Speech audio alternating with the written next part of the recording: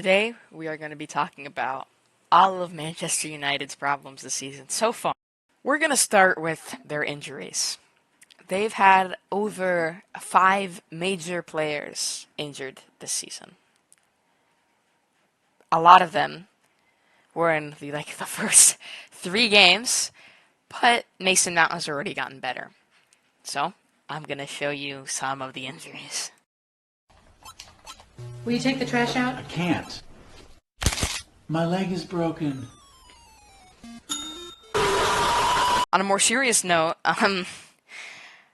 yeah, that's basically how they got all of their injuries. Someone fell on him. It was Rodrigo, I'm pretty sure. And Mount just felt bad. That's how Jadon Sancho got his injury.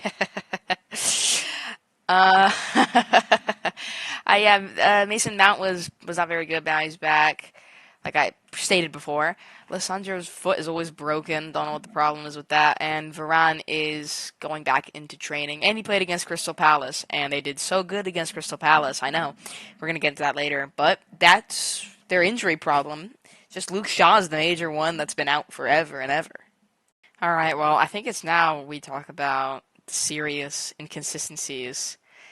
I don't think you can even call them consistent.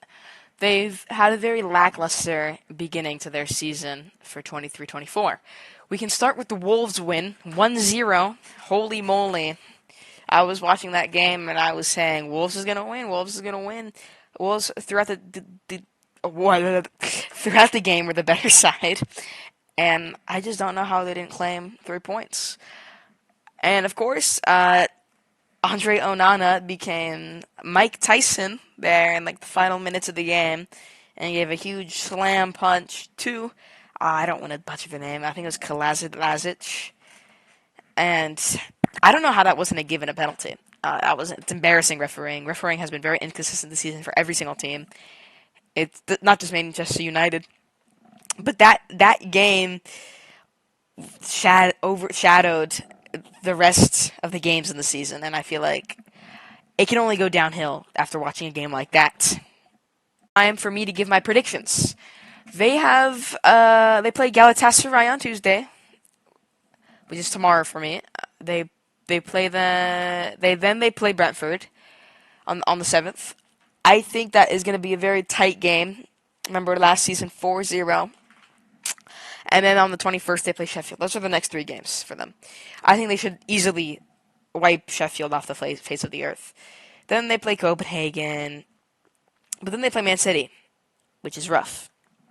So I think until the 1st of November, they have a pretty hard run of games. But then after that, I feel like it's smooth sailing until the 12th, because that's when they play Bayern again. The Bayern game was a lot more even than some people think. Even though you could see that Bayern were obviously the better team, United had, in my opinion, the better chances. I'm not going to say that I'm not going to give a league prediction yet of where they're going to stand, because I think it's way too early for that. But I think they're going to win until the Manchester City game. I think they have about 6 games. I think they win 4. I think they lose to Galatasaray on Tuesday, and they lose to Manchester City. But who knows until then? I will make an update. I'm going to put the post before, but I'm going to make an update of where Manchester United stand. This isn't going to be Manchester United. Well, but I think I'm going to interrupt you right there, mister.